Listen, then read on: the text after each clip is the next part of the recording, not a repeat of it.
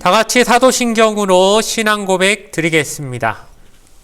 전능하사 천지를 만드신 하나님 아버지를 내가 믿사오며 그 외아들 우리 주 예수 그리스도를 믿사오니 이는 성령으로 잉태하사 동정녀 마리아에게 나시고 본디오 빌라도에게 고난을 받으사 십자가에 못 박혀 죽으시고 장사한 지 사흘 만에 죽은 자 가운데서 다시 살아나시며 하늘에 오르사 전능하신 하나님 우편에 앉아 계시다가 저리로서 산 자와 죽은 자를 심판하러 오시리라. 성령을 믿사오며 거룩한 공예와 성도가 서로 교통하는 것과 죄를 사하여 주시는 것과 몸이 다시 사는 것과 영원히 사는 것을 믿사옵나이다. 아멘. 오늘 우리에게 주신 하나님 말씀은 구약성경 민수기 20장 11절에서 13절까지 말씀입니다.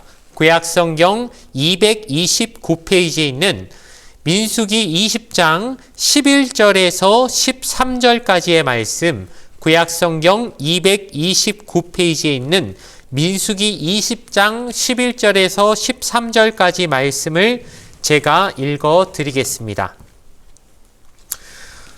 모세가 그의 손을 들어 그의 지팡이로 반석을 2번 치니 물이 많이 솟아나오므로 회중과 그들의 짐승이 마시니라. 야훼께서 모세와 아론에게 이르시되 너희가 나를 믿지 아니하고 이스라엘 자손의 목전에서 내 거룩함을 나타내지 아니한 고로 너희는 이 회중을 내가 그들에게 준 땅으로 인도하여 드리지 못하리라 하시니라. 이스라엘 자손이 야훼와 다투었으므로 이를 무리바 무리라 하니라. 야훼께서 그들 중에서 그 거룩함을 나타내셨더라. 아멘. 오늘 주신 말씀을 가지고 하나님과 다투는 사람이라는 제목으로 말씀의 은혜를 함께 나누도록 하겠습니다. 오늘 우리가 읽고 있는 성경 본문은 무리바라는 곳에서 물 때문에 하나님과 다투었던 이스라엘에 대한 이야기를 들려주고 있습니다. 그들의 지도자였던 모세 역시 인간적인 분노를 참지 못하고 성을 램을 통하여 하나님의 영광을 드러내지 못한 실수를 하게 되는 내용을 우리는 오늘 본문의 말씀을 통해 살펴보게 될 것입니다. 이 내용을 묵상하며 하나님이 우리에게 주신 귀한 뜻을 생각하게 되기를 주님의 이름으로 소원을 드리겠습니다. 여러분, 사람들은 왜 싸울까요? 왜 다투게 될까요? 다툼의 원인은 어디서부터 시작된다고 생각하십니까? 대부분의 이유는 욕심 때문일 것입니다. 사실 욕심이 없다면 싸울 일은 거의 없는 것이죠. 그래서 창세기에도 보면 아브라함과 조카 롯의 사이가 그렇게 좋았는데도 불구하고 어떻게 하다가 갈등이 시작됩니까? 서로의 소유가 많아지다 보니까 그 소유를 가지고 다툼이 일어나고 어떤 욕심에서부터 이 모든 싸움의 원인이 시작된다는 것은 인간 사회에서 매우 흔하게 볼 수 있는 모습이라는 것입니다. 그래서 야고보 사도도 뭐라고 말합니까? 다툼은 싸우는 정욕에서부터 시작된다라고 얘기하고 있는 것이죠. 즉, 내 욕심이 있는데 이 욕심을 꺾지 않으려고 하고 계속 고집부리다 보면, 그래서 다른 사람이 내 뜻에 수용하기를 강요하지 내가 수그리려고 하는 마음이 일절 없다 보면은 이 다툼은 끝나지 않게 된다는 것입니다. 그러므로 다투지 않으려면 결국 내 욕심만을 주장하지 않고 다른 사람들의 생각을 들어보려고 하는 그 마음이 없다면 다툼은 사라지지 않게 된다는 사실을 우리는 꼭 기억해야 할 것입니다. 오늘 본문인 민수기 20장은 참 의미가 있는 장이라고 할 수 있습니다. 여러분, 흔히 민수기가 광야 40년 생활을 우리에게 알려주는 말씀이라고 제가 시작할 때부터 민수기 강해를 시작할 때부터 미리 말씀을 드렸지만, 그 40년이라는 광야 생활이 이 민수기 어떤 식으로 나타나냐면은, 사실 초반부에 광야 생활 한 1년, 만으로 한 1년 정도 되는 그 기간을 자세하게 알려주고 있고, 이제 오늘 20장부터는 어떻게 되느냐? 가끔 드라마 같은 걸 보면 그렇게 나오지 않습니까? 어떤 사건이 끝날 즈음에 밑에 글자로 자막으로 몇 년 후 이런 식으로 해갖고 갑자기 시간이 점프를 해버리는 경우들을 우리가 종종 보게 되는데, 그렇게 말하자면 이 민수기 20장은 어떻게 되는 것이냐? 39년 후 이런 식으로 훌쩍 뛰어버린 시간을 우리에게 갑자기 보여주는 겁니다. 예를 들어 민수기 지금 20장 1절을 보면 첫째 달에 이스라엘 자손 곧 온 회중이 이렇게 되어 있는데, 이 첫째 달이란 건 언제를 말하느냐? 광야 생활한 지 40년째 되는 해의 첫째 달. 그러니까 이 사이에 39년이 그냥 훌쩍 지나가 버린 겁니다. 장 하나 넘어갔을 뿐인데 그 39년 사이에 무슨 일이 있었는지 하나님이 우리에게 자세하게 알려주시지 않고 그냥 시내 산에서 1년간 있었던 그 일 이후에 이스라엘 백성은 그들이 잘못했던 그 가데스 바네아에서 12 정탐꾼의 정탐 후에 그들이 원망한 것을 통해 하나님이 벌을 내리셔서 너희는 40년 동안 광야를 헤매야 된다 얘기했을 때, 그 하나님의 그 벌에 따라 이들이 39년간 광야를 방황하면서 아마 출애굽 1세들이 계속 죽어나갔겠죠. 60만이나 되는 장병들이 장년들이 다 39년이 지나는 동안 꾸준히 이제 세상을 떠나면서 그들 안에 많은 사람들이 1세대들이 이제 다 하나님 곁으로 가게 되었다는 것을 우린 충분히 생각해 볼 수 있습니다. 그러면서 상징적으로 누구의 죽음을 1절에서 말하고 있냐면은 보니까 백성이 가데스에 머물더니 미리암이 거기서 죽음에 거기에 장사되니라 라고 하면서, 이제 모세 3남매가 있지 않습니까? 미리암, 아론, 모세 이 셋이 남매지간인데 그 중에 제일 마지가 미리암, 큰 누나지요. 이 큰 누나였던 큰 기둥 같았던 쓰임받았던 미리암이 죽었다는 얘기를 20장 1절에 말해주면서 이제 한 세대는 가고 한 세대는 오고 있는 시점이 됐다는 걸 우리에게 알려주고 있는 것입니다. 이제 시간은 40년이 지나버렸습니다. 이제 광야 생활 막바지에 이르렀습니다. 끝으로 오고 있습니다. 39년 동안 많은 사람이 죽었고, 그래서 이제 미리암도 죽게 되었다는 이야기를 통하여서 이제 모든 한 세대가 저물고 있고 새로운 세대를 하나님이 준비시키고 있다고 하는 이야기를 알려주고 계시는 겁니다. 그런데 새로운 세대는 뭔가 좀 하나님 앞에 아주 색다른 맛이 있고 신선한 맛이 있고 그 이전 세대들과 다른 순종의 사람들이었으면 좋겠는데, 역시나 그들 역시 하나님 앞에서 뭔가 불순종하고 자신들의 어떤 욕심을 부리는 모습을 그대로 보여주고 있다는 것이 이 무리바 물 사건을 통해 20장은 우리에게 그대로 보여주고 있는 것이죠.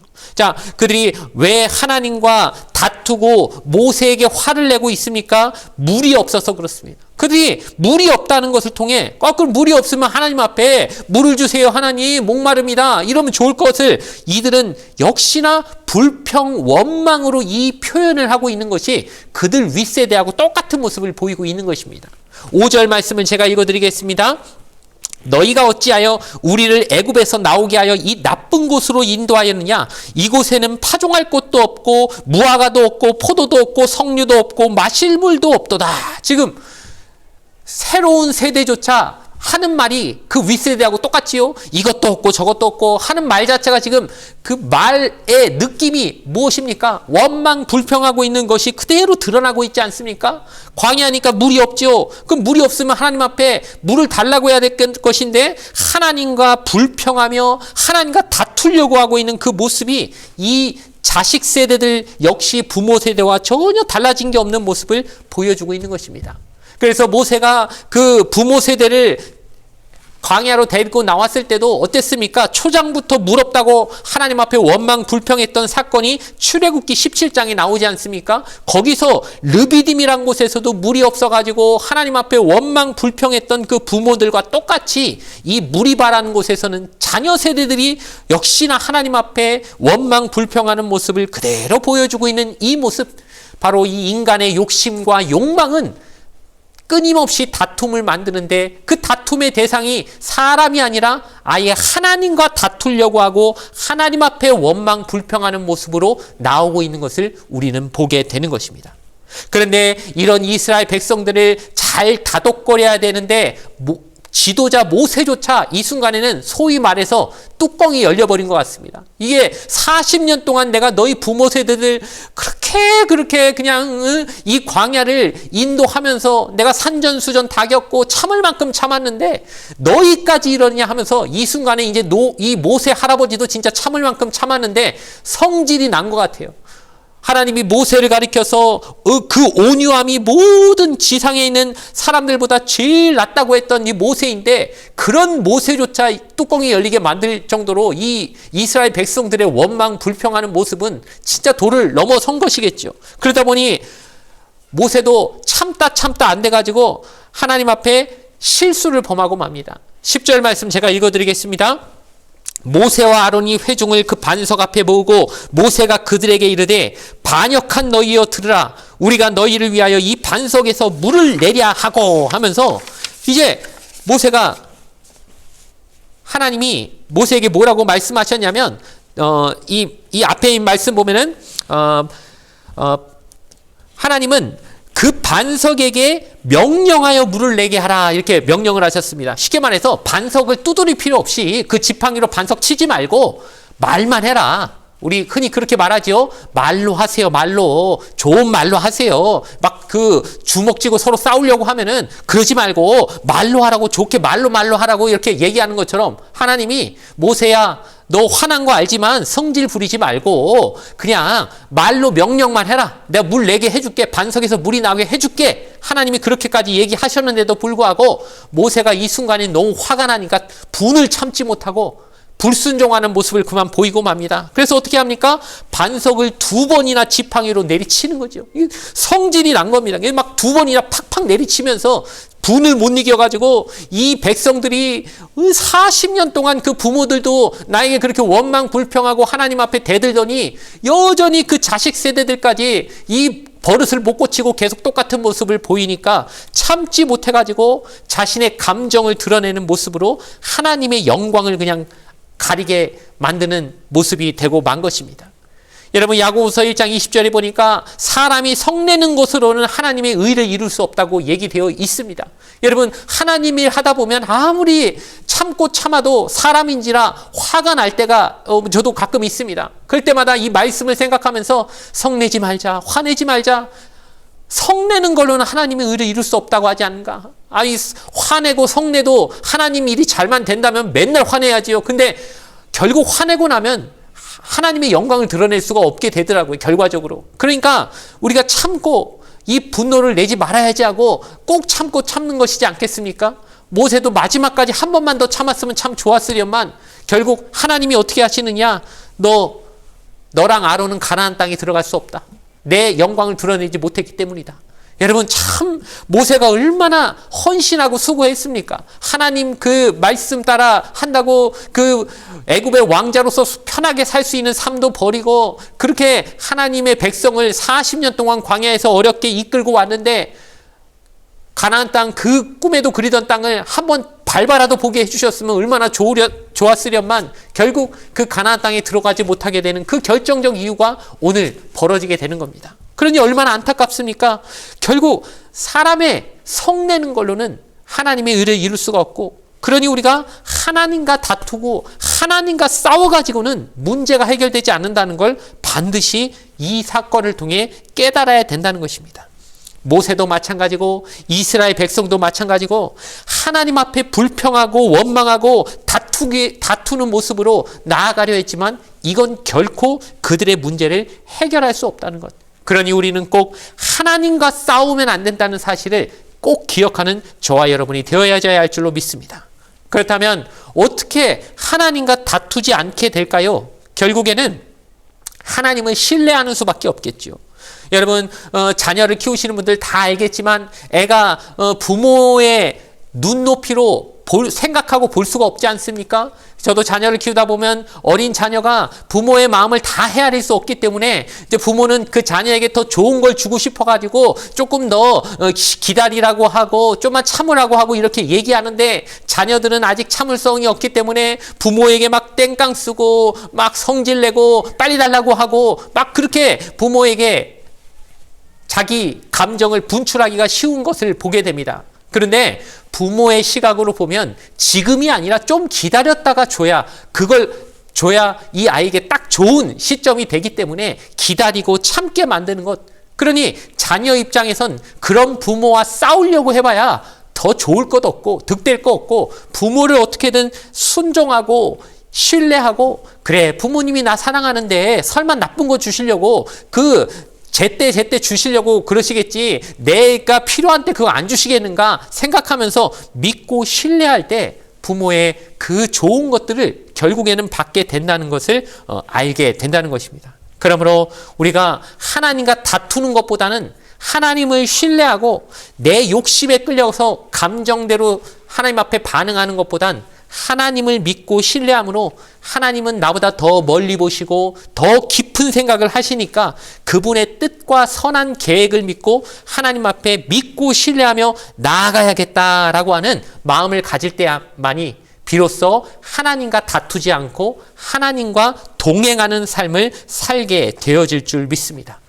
하나님과 다투는 인생 사지 마시기 바랍니다. 그래봐야 인생만 피곤하고 얻는 것도 없고 감정 쏟아낸다고 일이 되는 것이 아니라, 결국 하나님을 믿고 신뢰할 때 마음의 평안도 오고, 그런 사람이 이 세상을 성내지 않고 아등바등하지 않고도 기뻐하면서 풍성한 인생을 살게 되는 비결이 될 줄로 믿습니다.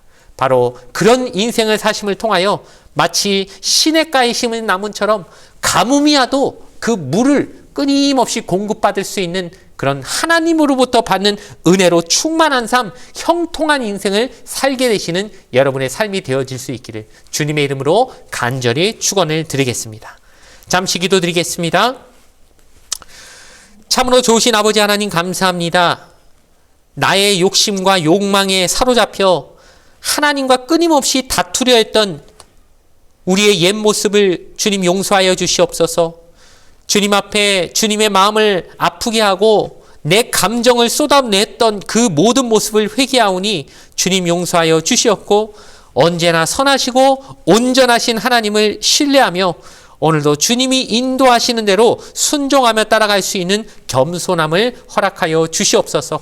모세가 끝까지 잘 순종했으면 하나님 앞에 더 좋은 인생을 살 수 있었을 것인데, 마지막에 하나님과 다투려 했다가 40년을 수고하고 헌신했던 그 모습 안에서도 끝이 좀 아쉬움이 남았던 그 모습을 우리가 경계하면서, 우리 인생도 끝까지 잘 달려왔는데 막바지에 하나님 앞에서 실수하지 않을 수 있도록 주님 우리의 삶을 끝까지 지켜주시고 보호하여 주시옵소서. 감사드리며 예수님의 이름으로 간절히 기도드리옵나이다. 아멘. 주기도문으로서 예배를 모두 마치겠습니다. 하늘에 계신 우리 아버지여, 이름이 거룩히 여김을 받으시오며 나라가 임하시오며 뜻이 하늘에서 이루어진 것 같이 땅에서도 이루어지이다.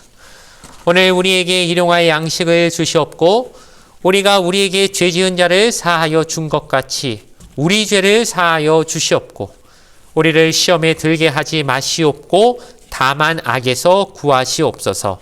나라와 권세와 영광이 아버지께 영원히 있사옵나이다. 아멘.